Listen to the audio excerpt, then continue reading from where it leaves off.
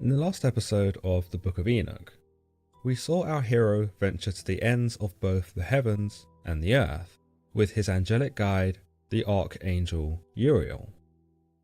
After Uriel had taken Enoch to the many places, including the great mountains, the river of fire, and then up upon the stars themselves, we finally see him bring Enoch to a dreary wasteland, a place that is devoid of life and mostly consumed by darkness. Uriel reveals to Enoch that this is the prison of the fallen angels, the very place that the Watchers would have most likely ended up after their transgressions against both God and mankind. Uriel goes on to say in chapter 19, "Here shall stand the angels, who have connected themselves with women, and their spirits assuming many different forms are defiling mankind, and shall lead them astray into sacrificing to demons as gods. Here they shall stand, till the day of great judgment in which they shall be judged, till they are made an end of." In this we understand the Watchers and any other angel who has ever fornicated with a mortal woman or caused mischief upon the mortals will end up here in this sterile land, and that they will remain here to be judged just as man will be in the end times.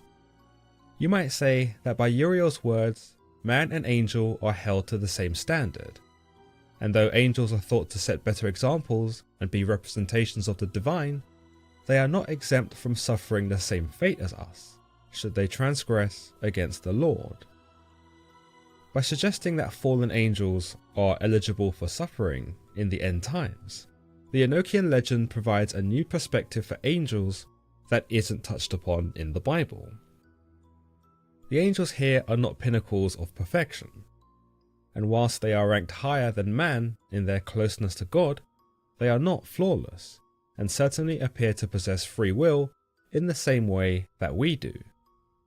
The Watchers prove this in their succumbing to the flesh of women, and their decision to disobey God and descend upon the earth in droves. Uriel provides an idea that those angels who demonstrate such behaviour will end up here in this godless wasteland, and that they will suffer for what they have done until they have been made an end of. But in this chapter, we learn that God does not solely blame the Watchers for their descent, but that he also blames the mortal women for having been led astray in the first place. Uriel tells us, "And the women, also of the angels, who went astray, shall become sirens." Interestingly, the Book of Enoch seems to take inspiration from Greek mythology, by incorporating sirens into the story, and whilst Uriel does not expand on this idea, nor provide any specific details of how this transformation takes place, the text is clear that women guilty of copulating with angels will become sirens. To what capacity this takes place is unknown, but as far as sirens in mythology goes, they were thought to be dangerous creatures who lured men, usually sailors, with songs, and their enchanting voice would lead them to ruin were they not to take care. Uriel does not determine what these sirens look like either, though one can assume from mythology that they may have taken the form of a hybrid between woman and bird. In classical Greek art, the siren was represented as having a bird-like body and a large woman's head. But later, they adopted a more charming and somewhat seductive form, with the upper half of a female and the lower half of a fishtail. In any case, one can only speculate as to which form Uriel is referring to, and it could be entirely possible that Uriel is only using the siren as a means to paint an image that Enoch would understand. What he could actually mean is that the women are transformed into monsters, and that they are ultimately cursed to live as these terrible creatures. Some might find that the judgment that Uriel speaks of in regards to the mortal women is considerably harsh, especially when we take into account that these women were the victims of rape. It also should be noted that considering the Watchers were divine beings, the women may have simply been doing what they thought was righteous, for the angelic ones would surely not have put them in such a sinful position otherwise. It could also be argued that the women believed this to be God's will, given that it was the angels who had come down to the earth to do the deed, and not some regular human. The angels in the Bible, after all, have always proven to be honest, faithful, and for the most part, benign, and always act in the best interest of the humans they visit. So it makes sense that the women did not resist their advances, assuming they were even given the choice to refuse, which appears to be unlikely. But nonetheless, God damns the women too in this instance, though through no fault of their own, they were committing adultery. One might say that the chapter seeks to reframe exactly what took place between the angels and the women, and that instead of being forceful, the Watchers had actually seduced the women into being unfaithful, before taking advantage of them.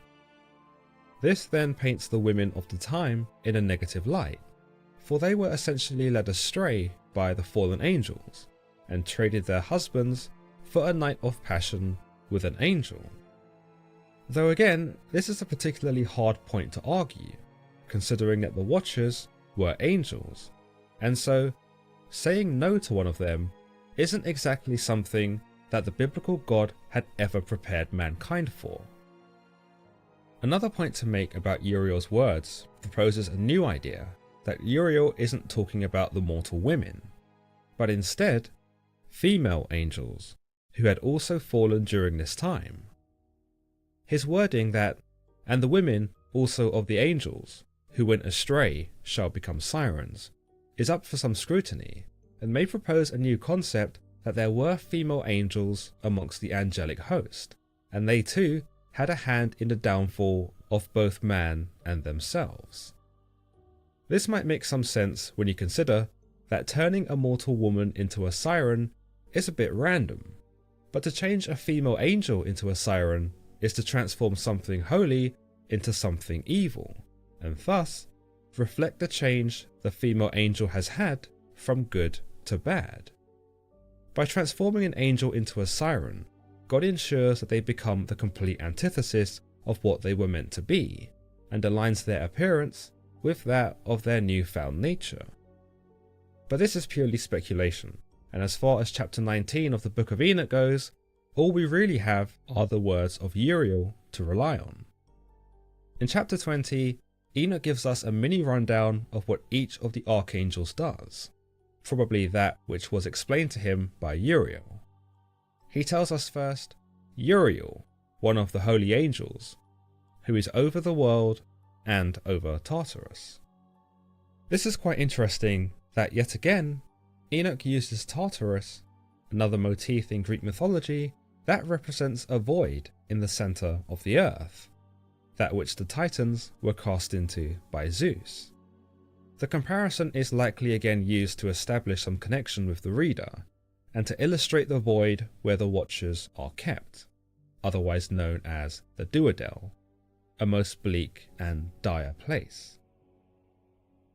Beyond this, both the void discussed in the Enochian legend and the void of Tartarus are very different, in that in the Enochian legend, God damns the Watchers there for their deceit and treachery. Meanwhile, in Greek mythology, Zeus only damns the Titans to Tartarus because they are his nemesis, and to prevent them from resurging again to challenge his rule. In this case, one is an act of punishment, and the other is an act of war. Moving on, Enoch continues his rundown of the angels by telling us, Raphael, one of the holy angels, who is over the spirits of men. In this, it might be said that Raphael guards the very souls of men on earth, and seeks to watch over them in a way that the Watchers had failed to do. It might be said that after the Watchers had been dealt with, God had tasked Raphael with being the sole watcher of the earth.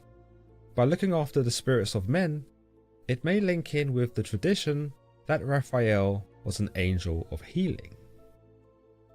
We then see Enoch speak of another angel not mentioned thus far. He tells us, Ṟ, one of the holy angels, who takes vengeance on the world of the luminaries. The luminaries, in a biblical sense, are usually thought of as essences that provide light. The sun, the moon, and the stars are all considered to be luminaries in the Bible, such as we are told in Genesis. And God maketh the two great luminaries, the great luminary for the rule of the day, and the small luminary and the stars for the rule of the night. With the idea established in Enochian legend that the angels were considered to be the stars, the angel Ṟ takes on the role of punisher for the angels who step out of line.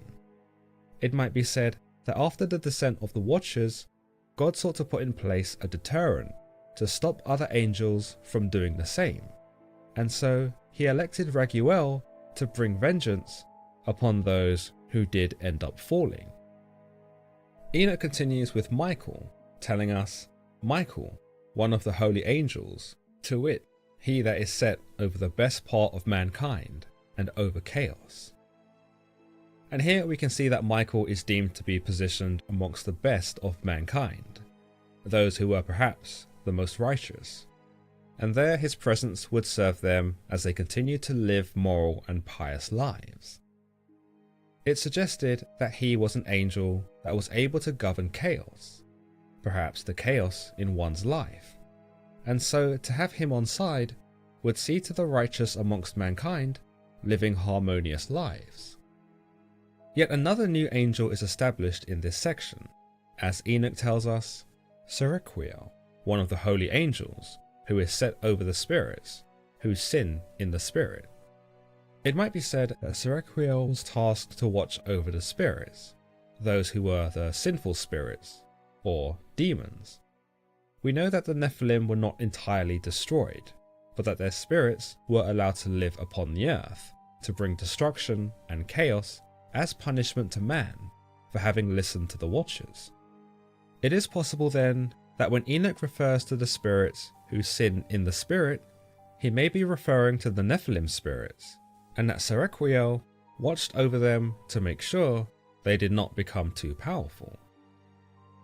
Enoch continues of the angels, Gabriel, one of the holy angels, who is over paradise, and the serpents and the cherubim. Here it might be said that Gabriel watches over everything, both good and bad. He acknowledges the antics of the holy cherubs, but he also acknowledges the antics of the evil serpents, which makes sense, given that he is considered to be a messenger angel. By knowing everything that is good and bad, Gabriel is able to alert God to any disturbances that take place, which may have been an improvement to the way angels communicated with him, given that he was seemingly unaware of the perils on earth with the Watchers. By having Gabriel watch over both the good and the bad, it ensured that action could take place sooner, and thus prevent things from getting out of hand as they did on earth. Finally, Enoch concludes of the final angel, Ṛemiel, one of the holy angels, whom God set over those who rise. We understand from the second book of Baruch, a Jewish pseudepigraphical book, that the archangel Ṛemiel is an angel of hope, and is credited with both divine visions and guiding faithful souls into heaven. With this understanding, it might be said that Ṛemiel is indeed set over those who rise, as in, he is responsible for souls rising into heaven after the physical death. In chapter 21, we see things take an even more brutal turn for the fallen angels, as Enoch and Uriel venture further into the prisons. Enoch tells us, "And I proceeded to where things were chaotic, and I saw there something horrible. I saw neither heaven above, nor a firmly founded earth, but a place chaotic and horrible. And there I saw 7 stars of the heaven bound together in it, like great mountains and burning with fire." Here Enoch tells us that he sees 7 stars of the heaven, or 7 of the angels, and that these 7 were bound together and burning with fire. Whilst from the outside this looked like a barren place with no life to speak of, we get a glimpse of what things are really like for those imprisoned here, and how they are trapped to one another and constantly set on fire. Enoch turns to Uriel and asks him, "For what sin are they bound, and on what account have they been cast in hither?" And Uriel turns to him and replies, "Enoch, why dost thou ask, and why art thou eager for the truth? These are of the number of the stars of heaven, which transgressed the commandment of the Lord, and are bound here till 10,000 years. The time entailed by their sins is consummated." By Uriel's words, it might be said that these 7 angels seen bound and burning may have just been another set of fallen angels, for unlike the Watchers, they have a limited sentence of 10,000 years of suffering. The Watchers meanwhile seem to suffer forever and ever, as established in previous chapters. But there's an idea here that these angels were only being taught a lesson, a harsh one at that. The nature of these angels' transgressions is not revealed, though one might say it was certainly something significant that it warranted 10,000 years of burning. Enoch then tells us that he was taken to another place, perhaps further into the prison, that it was much more horrible than the former place. He tells us, "And from thence I went to another place, which was still more horrible than the former. And I saw a horrible thing, a great fire there which burned and blazed. And the place was cleft as far as the abyss, being full of great descending columns of fire. Neither its extent or magnitude could I see, nor could I conjecture." Here Enoch tells us that this area was full of pillars of fire, and that they were so large that he could not see where they began. Enoch demonstrates fear here, referring to this as the most horrible and terrible place that he's seen so far, and whilst he does not comment on it, witnessing the burning of angels may have triggered some existential regret and panic, in that if God was willing to allow this to happen to the angels, those who were closest to him and divine in nature, then his punishment for mankind may have been even more gruesome. He even expresses his fear to Uriel, telling him, "How fearful is the place, and how terrible to look upon." But Uriel doesn't appear to show much compassion, and seems more baffled at the fact that Enoch is scared at all, thus establishing the difference in mindset between men and angels, in that their threshold for such things is infinitely beyond ours. He tells Enoch, "Why hast thou such fear and affright?" And Enoch answers him, "Because of this fearful place, and because of the spectacle of pain." Whilst Uriel does not seem to resonate with Enoch's anxiety, he does perhaps understand it on some level, as he seeks to reassure him with the facts by telling him that this is where the fallen angels end up. With this statement, along with Uriel's nonchalant manner, it might be said that Uriel was telling Enoch that he needn't have such fear, because this was not the same suffering that mankind can expect, given that we would not have the same tolerance for such torture. Whilst not exactly the most comforting thing to hear, it may have put the idea of punishment into perspective for Enoch, and perhaps scared him even more straight. By understanding the extremities of suffering, it might be said that Enoch was then well equipped and more determined to save not only himself, but also his fellow man. Uriel concludes this chapter in a rather ominous fashion, telling Enoch in a callous tone, "This place is the prison of the angels, and here they will be imprisoned forever." As always guys, if you've enjoyed today's episode, then don't forget to give it a thumbs up, and don't forget to subscribe for more content just like this. Until next time.